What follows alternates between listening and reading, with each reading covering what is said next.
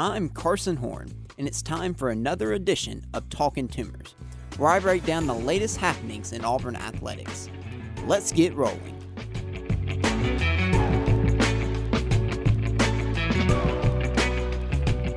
It's only week 3, but this college football season has already gone off the rails.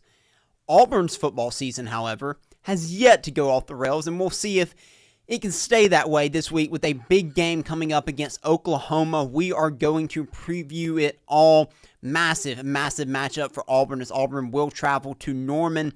We're going to look back at Auburn's game against South Alabama, the good, the bad, the injuries, all of that. We'll break it all down here on this edition of Talkin' Toomers. I am Carson Horn. Thank you all for being tuned in to this episode. Man, we have a lot to get to.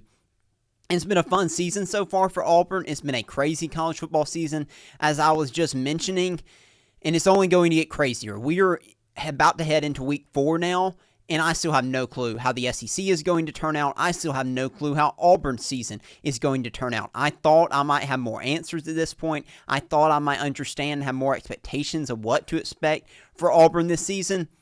I still don't know. I have some ideas, but I still really do not know. I think Auburn could beat anybody on its schedule. I think Auburn could lose to anyone on its schedule, maybe except for Mercer the rest of the season. So it should make for an exciting season, but also a little bit nerve-wracking as we get into SEC play now.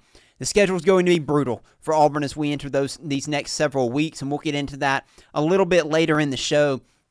But let's first dive into Auburn's victory over South Alabama. Auburn won this game over South Alabama 31-15. It was a warm game, 11:45 a.m. kickoff. It was homecoming. I thought this game had a chance to be a look-ahead spot, a little bit of a trap game, and you could argue that it was. Auburn took care of business. This game was never in doubt, but Auburn also was not able to quite pull away and just really step on South Alabama's throat in this one. I was there, had the privilege of getting to go with my brother and my dad. A lot of fun. Really enjoyed the time that we got to spend together watching that game on Saturday. Of course, my brother, as I mentioned on last week's show, graduated from South Alabama. He was pleased with the Jaguars. I was not necessarily pleased with Auburn. I had plenty of complaints throughout that game, so much so if you're following me on Twitter or X now, I tweeted out that I wasn't pleased and that I'd have more reaction on Monday's show, and so here we are. I have plenty of reaction to this game. The good was Auburn took care of business. Auburn won this game. Auburn won the turnover battle 2-0 in this one. There were a lot of quality reps for a lot of younger guys on both sides of the ball. So they were good, and offensively in this game, I was fairly pleased offensively for the most part, as was Hugh Freeze after the game. It wasn't the prettiest stat line from Jackson Arnold. He had a little over 60 yards rushing. He was 13-24 for 142 yards and a touchdown. A little bit more inefficient than he typically is, and than he had been the previous 2 games this season. Now, part of that was Auburn had multiple drops in this game. A couple of passes that should have been caught that were not. That led to a few more incompletions than probably should have been there. So if you're big into analytics and you want to look at the adjusted completion percentage for Jackson Arnold in this game, it probably would have been a little higher. Hugh Freeze said after the game that he probably could have been a little bit more aggressive in the second half. Auburn got a little bit more conservative once they were up big, not wanting to give South Alabama any life and give them a chance to come back in this game. So I get that. I understand that. Auburn only had, I think, 3 possessions in the second half, so did not get to have the ball very often. Now, Auburn had one really long drive in the third quarter that ended up resulting in a field goal. Then you had one more that you went 3 and out. Then you had the final drive of the game, I believe, where Auburn was just taking a knee. So there wasn't much to it for Auburn's offense in the second half, partly because of their choice, partly because of the way South Alabama had the football, which we'll get to in just a second. But Jeremiah Cobb, just wanted to single out him again. He had 19 carries for 119 yards. I believe, if I'm not mistaken, played almost every single snap of the first half, and it was hot. It could have been hotter, sure, but it was not a comfortable game. So that is impressive that he was able to go out there each and every drive of that first half and played really well. He had a touchdown in this game too. There were a couple times where I wanted him to make a safety miss and maybe break loose and just have a massive touchdown run. That didn't happen, but he still was very, very effective, and I continue to be high on Jeremiah Cobb and liked what I saw from him in this game. Eric Singleton, yet again was very effective. Auburn used him in the jet sweep quite often. Auburn had an advantage there, and they exploited it. He had 6 receptions for 65 yards. Cam Coleman had 2 receptions for 49 yards and a touchdown. He had the big play from Jackson Arnold for the touchdown. Fantastic catch from him. We know he can do that. We know he can do that well, and Auburn took advantage of that man-to-man matchup there against South Alabama. So overall, offensively in this game, yes, would I have liked Auburn to be a little bit more explosive? Sure, but I thought it was a solid game from Auburn's offense. I honestly thought it was a little bit better than the Ball State game, although Auburn had less points in this game. I thought the offense was a little bit more effective in this matchup than the Ball State game. However, staying with the offense, there is one concern that I've seen from Auburn fans since this game, and since really now that we have 3 games down so far this season. And there's a concern. I tweeted this stat out yesterday. There's a concern about Auburn's downfield passing attack so far this season, or their lack thereof of Auburn's downfield passing attack. So I tweeted this out yesterday. I said through 3 games in 2025, Auburn only has 5 passes of over 20-plus yards. Not great. Through 3 games last season, Auburn had 12 passes of over 20-plus yards. But how many people are taking last year's Auburn offense over this year's Auburn offense? Maybe there's one person out there, but I don't think there's many. I think it's the vast minority, if there's even anyone who's taking last year's Auburn offense over this one. So far this season, Auburn's offense has been improved compared to last season in just about every facet, except for explosive plays through the air. Why is that? I can't answer that yet. I think we need to have a little bit larger of a sample size. We need to see Auburn play Oklahoma and Texas A&M and maybe Georgia. One reason might be the way defenses are playing Auburn. They know what type of receivers Auburn have. It has Eric Singleton and Cam Coleman and Malcolm Simmons, to name a few, Horatio Fields. And so they are playing it safe. I do think that had to do somewhat with why Auburn lacked explosive plays in the Baylor game.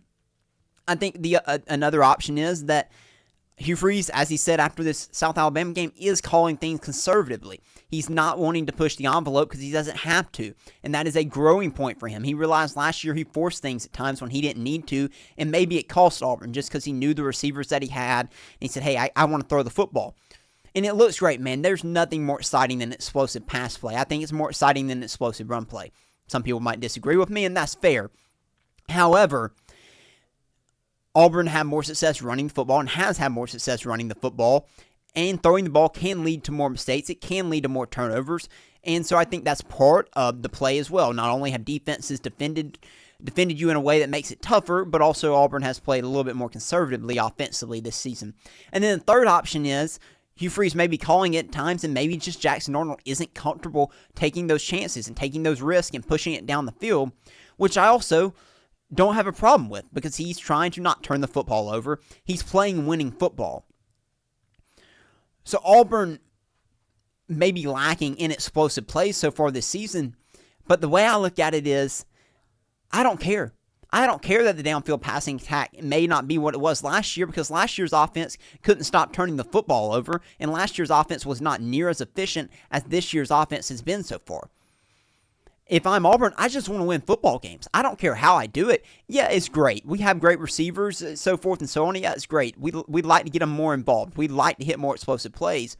But if we can win football games the way we're winning them, why would you change things? Why would you put yourself in a position to turn the football over and let a game get flipped on its head because you try to force things that aren't there and you end up turning the football over? So I didn't really get the frustration from Auburn fans on that. It's just danged if you do, danged if you don't situation, because Auburn fans are going to complain if Auburn's chunking it downfield like you did last year, but it's leading to turnovers. Yeah, you might have a few explosive plays, but you're also going to throw some interceptions. And then this year you stop doing that, and now people are fussing because Auburn has these great receivers, and you're not forcing it downfield with explosive plays. So, look, I think Auburn's doing fine offensively. Now, I will say this, just to clarify. Auburn is going to have to force the ball downfield more in the coming weeks. They're not going to have a choice. These last several weeks, they've had the choice. Against Oklahoma, I'm anticipating, against A&M, and throughout SEC play, there are going to be times where you're going to have to be able to hit downfield passes of 20-plus yards or more. You're just going to have to, or you're going to win some of these games. You're not going to be able to dink and dunk your way and just run the ball down a lot of teams' throats and expect to win. It's just not going to happen, and defenses are going to play you differently, especially if they stop respecting your downfield passing attack. So we'll find out. We'll find out in the coming weeks whether Auburn has that ability. And this is not something I am panicking about yet. Maybe Auburn won't be as good of a downfield passing attack this season, but overall, I still think Auburn's going to be, and has been so far, a better offense than last season. It's just a balancing act. It's just the way things play out. So far this season, Auburn has averaged 7.3 yards per completion. Last year, Auburn averaged 13.6 yards per completion, or at least Peyton Thorne did. Last year's offense, as I already said, was big play dependent compared to this year's offense, which has had more rhythm and flow to it. And Auburn's offense so far this season, perfect in the red zone. Auburn's offense last year, we know, struggled mightily in the red zone. So I just say all that to say, yeah, you may be giving something up in the form of explosive pass plays, but what are you gaining? You're gaining a really good rushing attack. You're gaining an offense that is succeeding in the red zone, and you're gaining an offense that is not turning the football over. I'll take that over 12 explosive plays compared to 5 this season, but leading to a ton of turnovers end up costing you games. And I think many Auburn fans would as well. But I just wanted to get all of that out there because I did see that being a point of contention. And if you're just concerned about that because you're thinking, okay, hey, if we're going to beat Oklahoma, if we're going to beat Texas A&M, we're going to have to be able to throw it downfield. I get it. I understand that. But as you're just fussing about that just because you want to fuss about it because it's fun to see explosive plays and you know what type of receivers Auburn has, then I would push back against that. Just be grateful that Auburn's offense has been pretty solid so far this season. Okay, I'll get off my soapbox now and turn my attention to Auburn's defense. Auburn's defense in this game frustrated me. It was very frustrating to watch this defense in this game. It was very similar to the Baylor game. And now Auburn did hold South Alabama to 15 points, which South Alabama's offense is good. And I think it's one of the better offenses in the Sun Belt. But again, we're talking about a Sun Belt offense at the end of the day. You want more from your defense in this game. Really the difference, and this is where the defense will get its about only praise it'll get from me today, was the 2 turnovers. Auburn's defense, I believe, forced 1 punt from South Alabama, but Auburn's defense forced 2 turnovers, and then I believe a turnover on downs in this game, and that was really the difference. So credit Auburn for being able to force those turnovers, even if they could not get stops and get off the field the traditional way. So I give Auburn's defense plenty of credit for that. But man, the defense in this game, it was really a tale of the downs, if you will. So first and second down for Auburn. Auburn was really, really solid. The average yards to go for South Alabama on third down in this game was 6.3. That's outstanding from Auburn's defense on first and second down.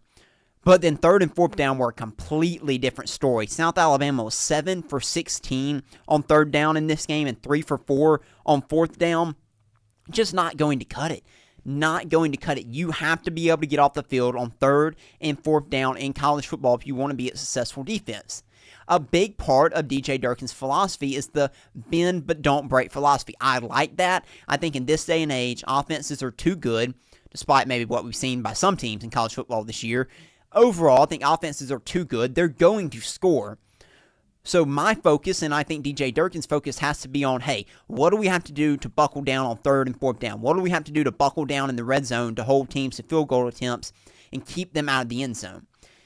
And last year, Auburn did a pretty solid job of that defensively, and I still think they can do a pretty solid job of that defensively. But they struggled mightily in this game. South Alabama was also 3 of 4 in the red zone. South was too efficient through the air, and that was the biggest issue. I know Hugh Freeze mentioned Auburn didn't fit the gaps very well in rush defense, and that is true. The counterplay especially gave Auburn trouble in this one. Auburn's rush defense has been really good this year, so I'm not too concerned about that. The secondary, though, this is the second game now this season that Auburn's secondary has just been exploited. South Alabama, going back to their passing efficiency here, they were 7 for 11 on passes of 5 to 14 yards. They were 7 for 11, 2 for 2 yards. Excuse me, I messed up this stat. They were 7-11 for 5 or 14 yards, and then they were 2 for 2, and I think it was passes of 20-plus yards in this game. I I forgot to write down the middle stat there. I apologize. But overall, the point remains, South Alabama was extremely efficient in the passing game. Now, give all the credit in the world to Bishop Davenport. We're focusing on Auburn because this is an Auburn show, but Bishop Davenport is a really solid quarterback for South Alabama, and he has a extremely high completion percentage this year, and he showed you why on Saturday. But Auburn's secondary has to be better than this. This is going to be a problem. If Auburn cannot pick it up, I'm not smart enough. I don't have enough knowledge to tell you what Auburn needs to adjust in the secondary. DJ Durkin is the second highest paid defensive coordinator in college football. He gets paid the big bucks to figure out the changes that need to be made to Auburn's secondary. It's disappointing because I have to own this is not anyone else's fault except mine, I believed Auburn's secondary was going to be one of the best in the country, one of the best in the SEC. But I wasn't alone in that. There were plenty of other people who thought that as well. And so far this year, that has been far from the truth. What I continue to believe is this Auburn secondary is extremely talented. They just have to figure it out. They have to figure out what coverages are going to work, what changes they need to make. Do different guys need to move to different positions? Do different guys need to play? We're seeing maybe some younger guys need to get in there and get some of these older guys that have more experience out of there if they can't get the job done. DJ Durkin will figure it out. I have confidence in him. The confidence, though, in the fact that Auburn can be a really good secondary, that's dwindling. I'm not sold on that at this point. But can they at least be average and give their defense a shot to get off the field and be better than they were in this game against South Alabama? Yes, they can be better than that, and I believe they will be. We'll see. Auburn will hopefully get healthier this week, get Champ Anthony back. That can help some in the secondary, but the guys that are playing right now just have to be better than they were. Couple final things that I did forget to mention, positives from this game. The offensive line, I forgot to mention that when discussing the offensive takeaways. The offensive line was phenomenal in this game. Again, I know it's South Alabama, but I would criticize them if they weren't as good as I was hoping for, so I want to make sure I give them credit. They did a great job in this game. Pass protection was phenomenal. Jackson Arnold had all day to throw it back there. Then also the kicking game. I spent a segment last week on the kicking game and how I was concerned about Auburn's kicking situation. And that hasn't been completely alleviated because, again, with Alex McPherson, it's going to be a week-to-week thing. But he looked good on Saturday. Connor Gibbs did a fantastic job with the kickoffs. We did not get to see a long field goal from Auburn, so we didn't get to see Connor Gibbs kick a field goal, but we did get to see Alex McPherson kick one, and he made it. So it does make me feel a little bit better. So I want to give the kickers plenty of credit there. Okay, finally, before we move ahead to preview the Oklahoma game, did want to address a few injuries from this game. So Auburn held out Rashawn Pleasant, Malcolm Simmons, and Damari Alston in this game against South Alabama. Those three guys did not play. Seems like they're going to be good to go for this week against Oklahoma. Amaris Williams separated his shoulder in this game, and I was just refreshing my computer because Hugh Freeze has been speaking while the show's been going on, while I'm recording the show today, and he shared that he's most concerned about Amaris Williams and him having to miss time. Did not sound good. That's a massive loss for Auburn if he cannot go against South Alabama, but that does open the door for Jared Smith, who had just a phenomenal game against South Alabama. You could call it a breakout game. He's a five-star true freshman. If you didn't know who he was before this game, you know who he is now. Five-star true freshman out of Thompson, Alabaster, Alabama. Played at Thompson High School, big 7A school in the state of Alabama. He's raw. He's extremely raw, but man, you can see those skills, and he showed them with his pressure. He forced the fumble, had a sack. Just a phenomenal game from him. If Amaris Williams cannot go, then you could see more reps for Jared Smith in this Oklahoma game. That's a big ask, going on the road and having him play against Oklahoma, at least play meaningful snaps against Oklahoma. It's a big ask, but he's able to do it, so it could be more snaps for him in this game if Amaris Williams cannot go. And for Keldrick Falk, it'll put more on his shoulders as Amaris Williams is his backup. So this is a big loss for Auburn if he can't go this week. It looks like everyone else, for the most part, is fine. Jay Crawford banged his knee in this game. He should be fine. Eric Singleton had a hip pointer. Neither of those two things sounded serious. It doesn't seem like Hugh Freeze is overly concerned with those injuries. Damari Alston, Pleasant, Simmons, they should all be back and ready to go. So that'll be big. Damari Alston brings another talent level to this Auburn running back room, brings a different style to this Auburn running back room. So it'll be big to have him back along with Jeremiah Cobb in this Auburn backfield. We know Darrell Robinson continues to be out with his injury from last week. So it really is just Damari Alston, Jeremiah Cobb, and Omar Mabson for Auburn's running back room right now. Okay, let's get into it. SEC play is here. Auburn will take on Oklahoma on Saturday in Norman. This is the third matchup, I believe, between Auburn and Oklahoma in series history. Have not played that often. Of course, Oklahoma is only in its second year in the SEC. Auburn has yet to beat Oklahoma in the previous, maybe the fourth matchup, previous three matchups between the two programs. Storylines galore here. So many storylines. There are similarities in the programs going into this season. Now, Brent Venables is in his fourth season at Oklahoma. Hugh Freeze is in his third season. But both coaches had bad years last year. Both coaches had struggles offensively. And both coaches have brand new quarterbacks this year out of the transfer portal. And then that doesn't even mention the fact that Jackson Arnold was Oklahoma's quarterback last season.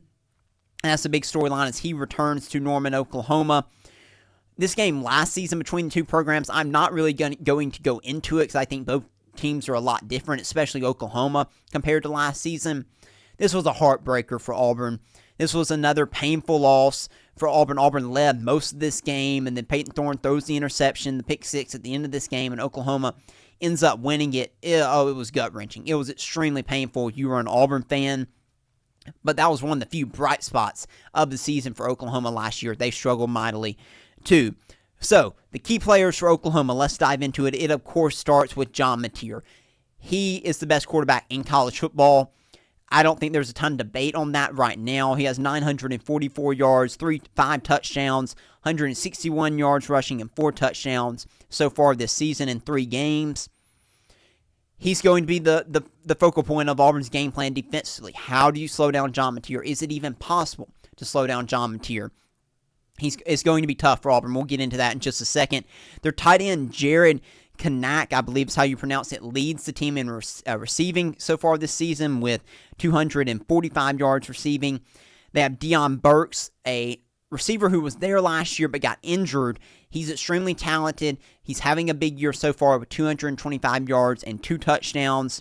On the defensive side of the ball, they are really good. As you would expect, they were really good last year defensively too. They just had struggles offensively. But their linebacker core especially is really good.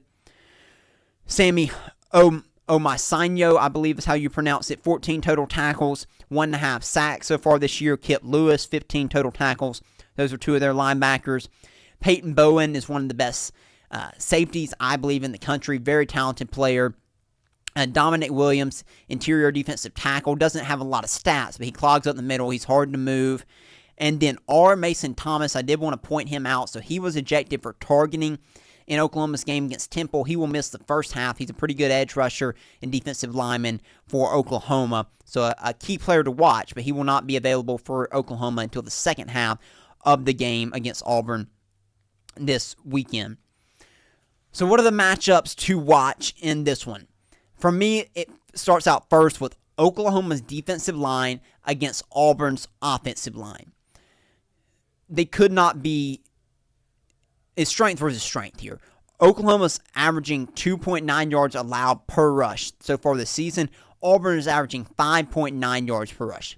Strength versus strength. Both teams right now are 2 of the best in the country at, respectively, running the ball for Auburn and Oklahoma stopping the run. So who's going to win that matchup in the trenches? This is this will tell you a lot about Auburn's offensive line, particularly in the running game. I think Auburn's offensive line is very good at run blocking. I think they're average or so in pass protection, but I think they are an above-average run blocking team. But they're going to meet their match this weekend against Oklahoma, and we'll find out what they're made of. This is going to be a big game for Dylan Wade and for Connor Lew and Jeremiah Wright on the interior, along with Xavier Chaplin and Mason Murphy. Can they move those guys? Can you move a guy like Dominic Williams off the ball? It's going to be a super fun matchup to watch. These two lines go at it. Again, games are won and lost in the trenches. I will say that until I'm blue in the face because it is true. Can Auburn's offensive line win this matchup against Oklahoma's D-line? If they can, Auburn's going to have a pretty solid chance of at least staying competitive offensively in this game. The matchup I don't feel as good about is Auburn's secondary versus Oklahoma's passing attack. Oklahoma can throw the football. John Mateer is a gunslinger. He's not afraid to throw it. I just mentioned they have a pretty good receiving core this year. Last year, they did not. They were depleted, had 5 guys out, 5 receivers out last season. They had walk-ons playing. This year, they're healthy. They have really talented receivers, as I mentioned. And this is going to be a tough matchup for Auburn's secondary. Can they slow down this Oklahoma passing attack? They have to be able to do that, at least stay competitive in this game against Oklahoma's receiving attack. Can they force some turnovers? That I'll get into more in a second. That could be a key factor in whether or not Auburn can win this game. And then Brent Venables versus Jackson Arnold. Brent Venables, I believe, is one of the best defensive minds in college football. There's still a debate of how good of a defensive coordinator, how good of a head coach is Brent Venables, and that's fair to question. I don't question his defensive acumen. I think he is a phenomenal defensive mind. I just think back to last year and the play that ended up costing Auburn the Oklahoma game last season. And I remember listening to Peyton Thorne explain it after the fact. Everyone was mad at Peyton Thorne. What are you doing? How do you throw that interception? And then he explained it. And man, I think anyone who was in Peyton Thorne's shoes would have made the same mistake because of the way Brent Venables lined up and the post-snap adjustment that he made.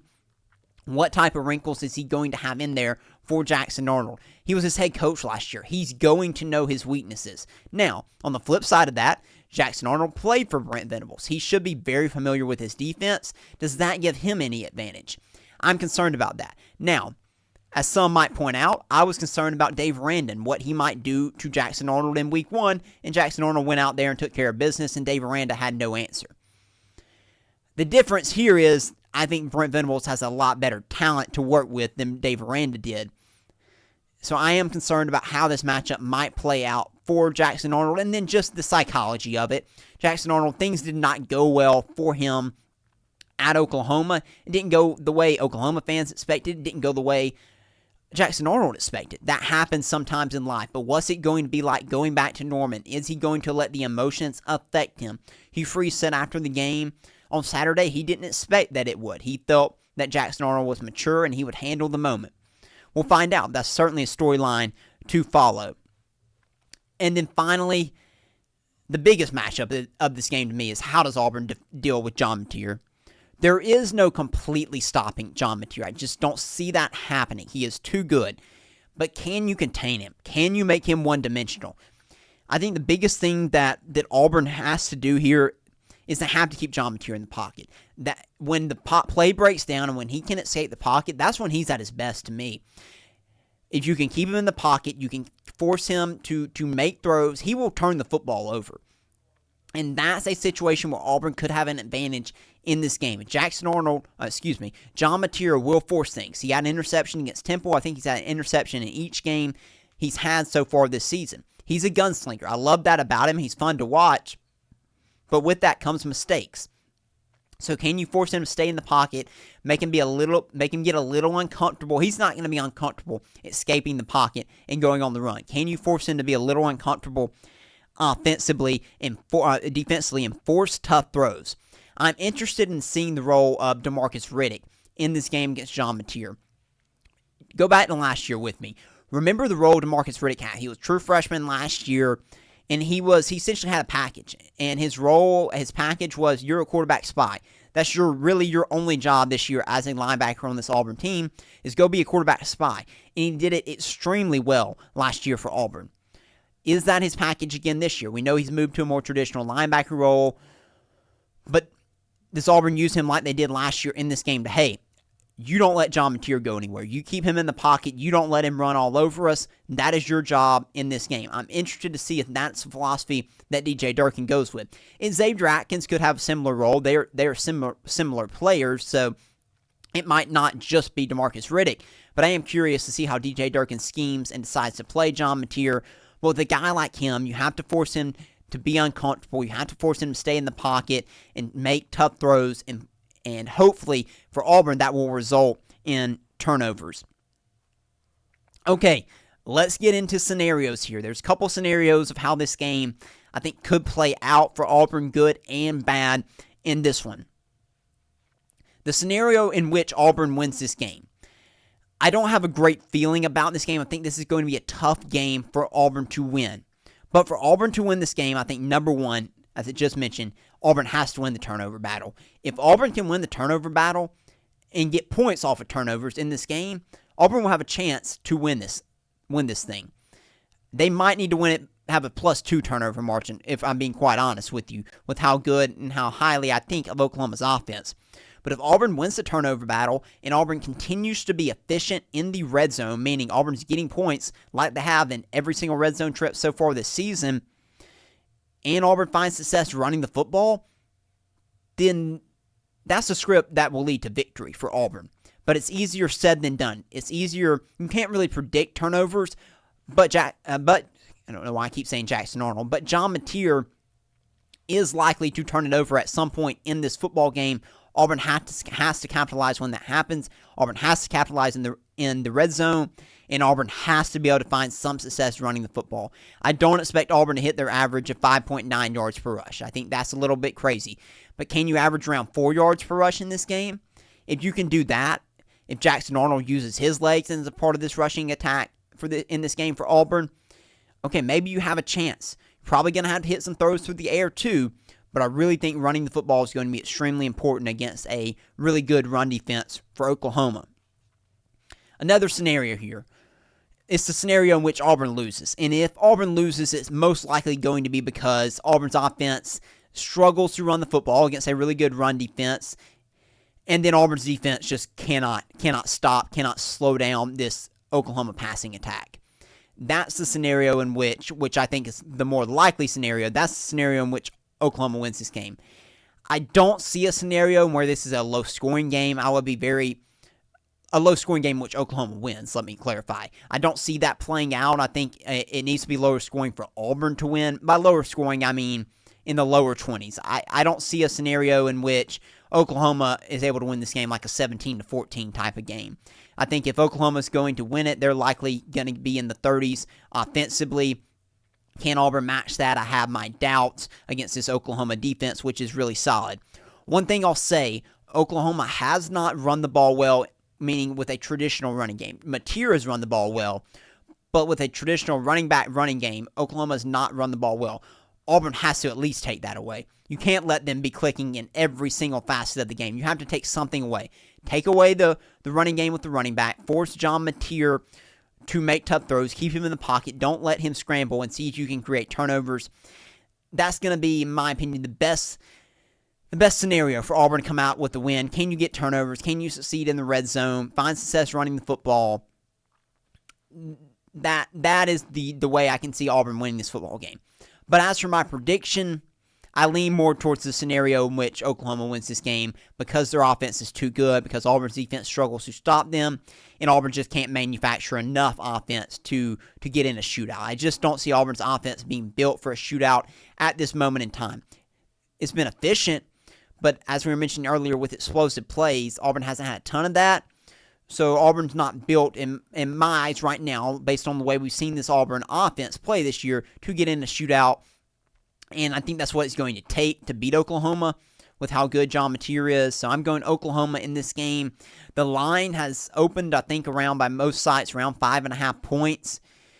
I could see that creeping up. It seems like a lot of people are high on Oklahoma, as am I. It could get to over a touchdown. I would not be surprised. This game has the potential to go off the rails for Auburn. Auburn can also win this game. Again, that's what makes this such an interesting matchup. It's what makes college football this season so fun, because there are a lot of scenarios, and it makes it extremely difficult to predict. Based on what I've seen from Auburn so far this season, based on the strengths of Oklahoma and the strengths of Auburn, and this game being in Norman, I like Oklahoma here in this game over Auburn. But hey, as I'm sure many of you are pointing out right now, I picked against Auburn in week 1 when Auburn went on the road to Waco and won. And I was wrong. I picked Baylor to win that game, and I was wrong. So, maybe I'll be wrong again. Would love to be wrong again about this one, but I don't like this matchup for Auburn. I think Oklahoma gets the win. But, man, it's a tough 3-game stretch for Auburn. We circled this throughout the offseason, throughout the summer. I circled these 3 games. I said Auburn Auburn first 6 games were tough, including the Baylor game in there. First 6 games of the season, that 6-game stretch was really, really tough. We knew Auburn would have 2 straight road games to start SEC play, and then would have to face off against Georgia after the bye week at home. I think Auburn needs to win one of these next 3. If Auburn can go 4-2 in these first 6 games, which is going back to what we said in the summer, I think Auburn puts themselves in a pretty solid position heading into the back half of the season. Some might be pushing for 2 out of 3. That would be fantastic. Do not see that happening. Can Auburn find a way to get 1 out of these next 3, and I think you're doing okay and putting yourself in an okay spot heading into the back half of the season. But now, I kind of thought Auburn's schedule was tougher than people were giving it credit for heading into this season, because I thought highly of Oklahoma and I thought highly of Texas A&M.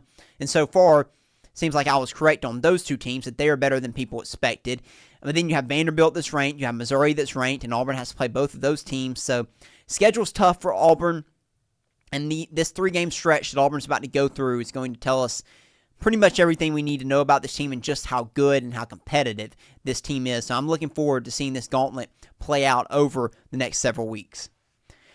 Okay, let's close out the show now with our Week 4 picks. So last week, another pretty solid week. I'm up to 14-5 on the picks so far this season, so I'm, of course, happy with that. Man, what a week it was, though, last week. I think this past weekend was the best weekend we've had in college football so far, especially the night slate. Notre Dame and Texas A&M, what a game that was. Florida and LSU was not pretty, wasn't necessarily fun to watch, but that was a close game, a competitive game, down to the wire.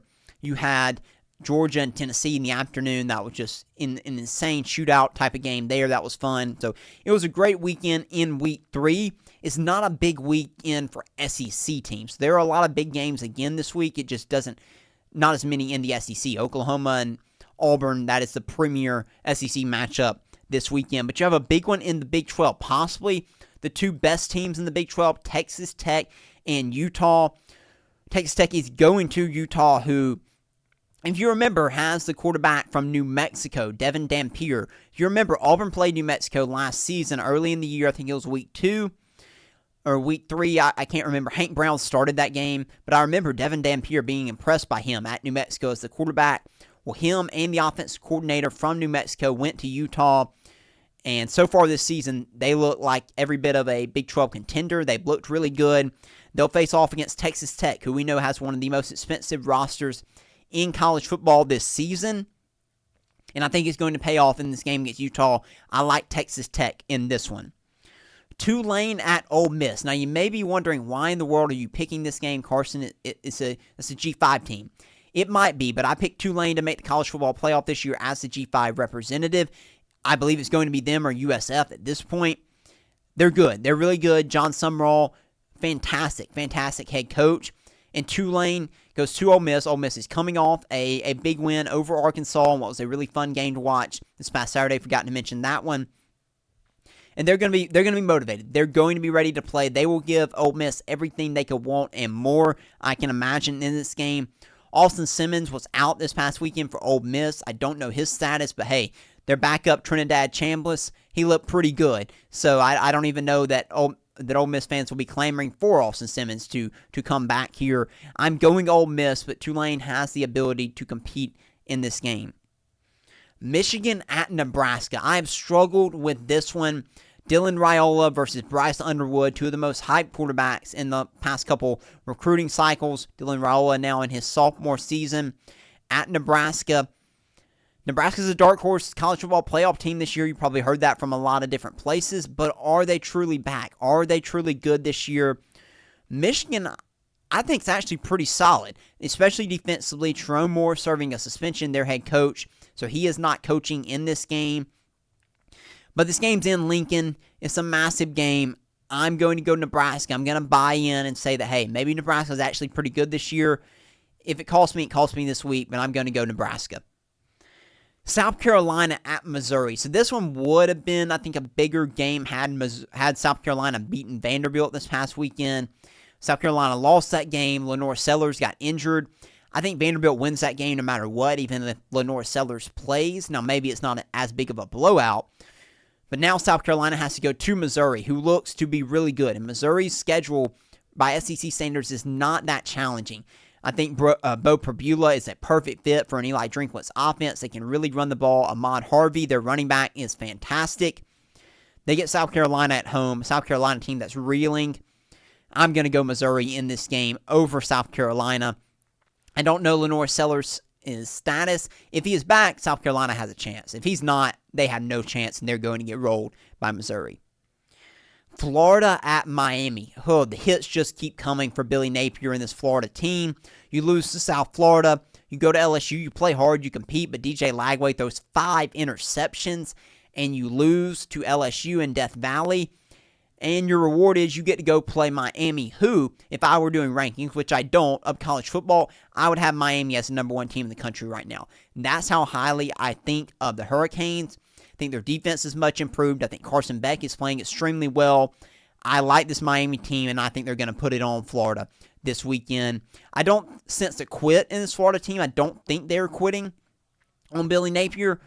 I just don't think they're good enough, and that's why I like Miami big time in this game over Florida. And then finally, Illinois at Indiana. Massive Big Ten matchup. Many people had Illinois in their preseason college football playoff. I did not. I do like their quarterback, Luke Altmaier. I think he's done a good job there. He's a veteran. This is a veteran Illinois team. But I was also high on Francisco Mendoza, transfer quarterback from Cal that came into Auburn last year and beat Auburn. When he entered the transfer portal, I honestly, he was one of my top guys that I thought in the portal. He ended up going to Indiana to play Kirk Cinetti. Now, no one's watched Indiana so far this year because they played 3 cupcake games, so we really don't know what to expect from this Indiana team. Illinois has gone on the road and beaten Duke, which was a okay win. Duke's nothing to write home about. They just lost to Tulane as well. But Illinois looks to be a solid team. However, I'm going Indiana at home over Illinois in this one. I believe this is a noon kickoff or 11 Central Time kickoff on Saturday. So maybe not the flashiest slate of games, but as I said a couple weeks ago in week 2, there's never a bad weekend of college football. There will be surprises. There will be upsets. There will be fantastic finishes. So as always, make sure you are enjoying each and every college football weekend. And hey, who knows? Maybe Auburn goes on the road and shows what they're made of, and they go and knock off Oklahoma this weekend. Not many people are predicting them to do it, including myself. I think Oklahoma's really good. But hey, maybe we've overhyped Oklahoma a little bit. Maybe just because of the history of Auburn over the last several years now, maybe Auburn's a little underhyped, and maybe Auburn goes in there and knocks off Oklahoma. And if they do that, believe you me, the hype for this Auburn Tigers football program will be through the roof. They have a massive, massive opportunity on Saturday to put the college football world on notice, and we'll see if Auburn can do it. I'm looking forward to watching this game on Saturday afternoon, and as always, thank you so much for watching or listening to this episode of Talkin' Toomers. If you haven't already, I would ask you just please subscribe to the show. I really appreciate it. We're going to keep on bringing it each and every week, good or bad. It's been positive so far, and that's for the season for Auburn. That's been fun. It's a lot. I enjoy getting to happy shows more than negative shows, but we've had quite a few of those over the last several years, so we'll keep delivering each and every week. As we get closer to the Auburn basketball season, we'll talk more about that and this Auburn basketball team. The new Nike uniforms were released today. If you're listening to this on Monday, they were released on Monday of this week. Seen some mixed reaction. I like them personally, but they did have a lot of orange in there, so if you're not a fan of orange, maybe that might be why you're not a fan of them, but I like them, so they are out, so that's exciting. Basketball season is getting here and getting here in a hurry. My plan right now, just so you know, is that I will do my season preview for Auburn basketball during the bye week, so not next week's show, but the next. That is when I plan to get into my Auburn basketball season preview, so stay tuned for that in the coming weeks. But we'll be back with another edition of Talkin' Toomers next week. Thank you for listening to Talkin' Toomers. If you liked what you heard, make sure to subscribe and follow @Talkin' Toomers on social media so you'll never miss an episode. War Eagle.